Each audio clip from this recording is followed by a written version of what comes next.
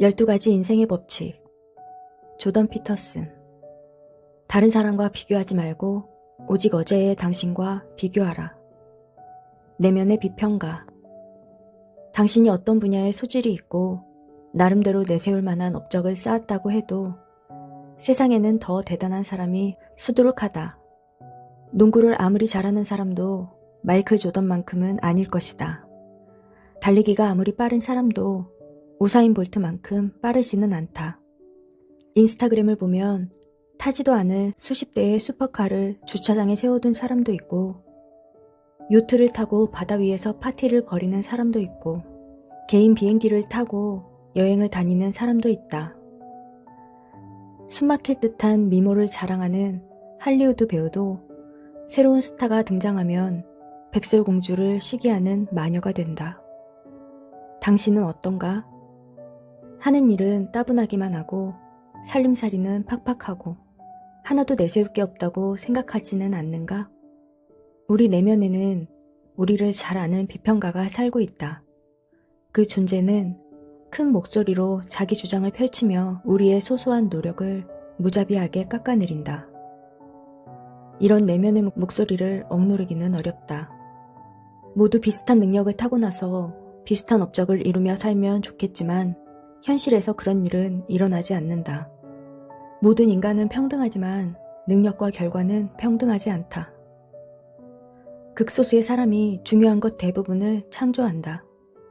승리자가 모든 것을 독식하지는 않지만 가장 많이 가져간다. 밑바닥의 삶은 황폐하고 행복을 느끼는 사람은 많지 않다. 그런 처지에 놓이면 내면의 비판적 자아는 현실보다 더 비관적인 말을 쏟아낸다. 카드게임을 하는데 패가 항상 불리하게 나온다면 그 게임은 조작일 가능성이 크다.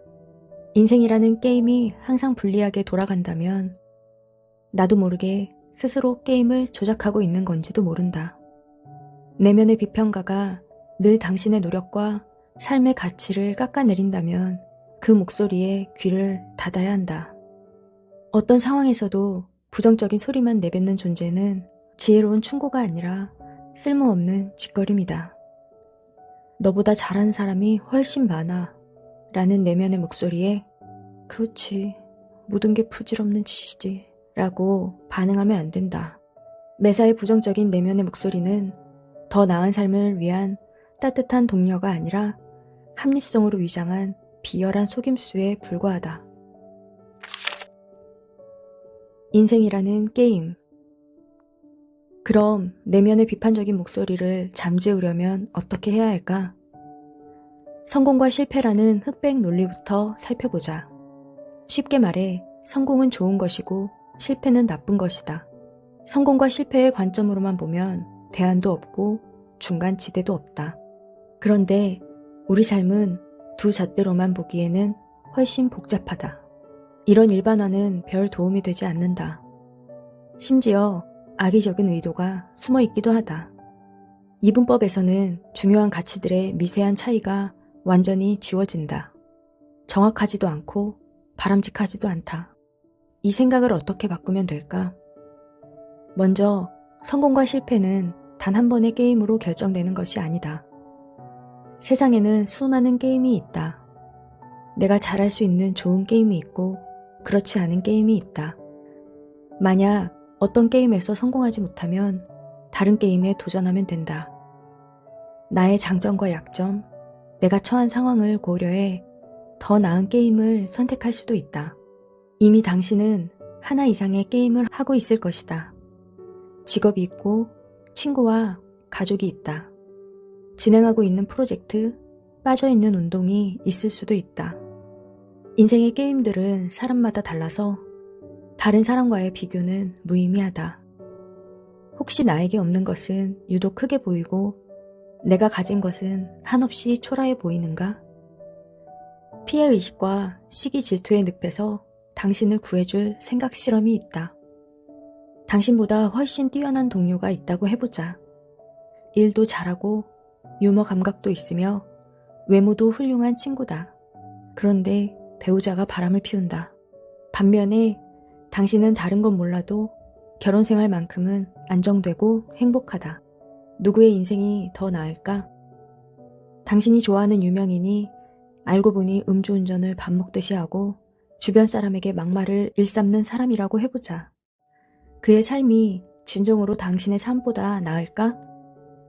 얻는 게 있으면 반드시 잃는 게 있기 때문에 모든 면에서 완벽한 인생을 사는 사람은 없다. 그런데도 여전히 내면의 비평가가 남들과의 비교를 시도하며 당신을 깎아내리려 한다면 비평 과정이 어떻게 진행되는지를 살펴보는 것도 도움이 될 것이다. 내면의 비평가는 먼저 특정한 비교 영역을 임의로 선택한다. 예를 들어 권력이나 명성이라는 영역을 선택한다고 해보자. 그 다음에는 그 영역이 가장 중요한 것처럼 의미를 부풀린다. 그리고 당신이 아는 그 영역 최고의 스타들과 당신을 비교한다.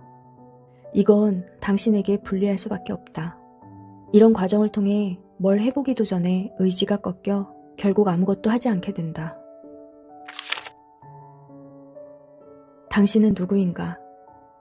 자신을 잘 안다고 생각하겠지만 그렇지 않을 수도 있다.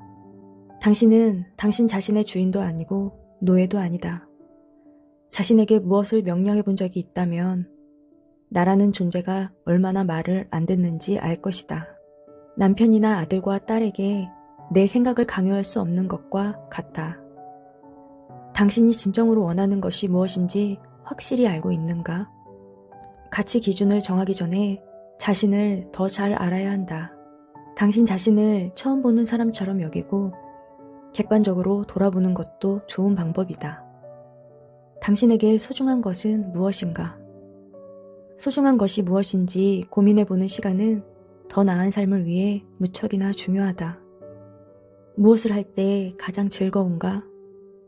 고된 일상 속에서도 지쳐 쓰러지지 않으려면 어떤 보상, 어느 정도의 여가가 필요한가? 소중한 시간이 하염없이 흘러가는 걸 무심하게 바라만 보는 사람도 있을 것이다. 아니면 가치 있고 생산적인 일을 하며 조금씩 성장하는데 보람을 느끼는 사람도 있을 것이다. 진정으로 원하는 게 무엇인지 자신에게 물어본 적이 있는가? 혹시 자기를 노예대하듯 살고 있는 건 아닌가? 더 나은 미래를 위해 우리는 하루 동안 500번의 사소한 결정을 하고 그걸 행동으로 옮긴다. 500번의 결정과 행동이 모여 오늘을 만들고 내일도 모레도 그렇게 만들어진다. 그런 결정과 행동 중에 한두 개만이라도 좀 더 나은 걸 선택할 수는 없을까?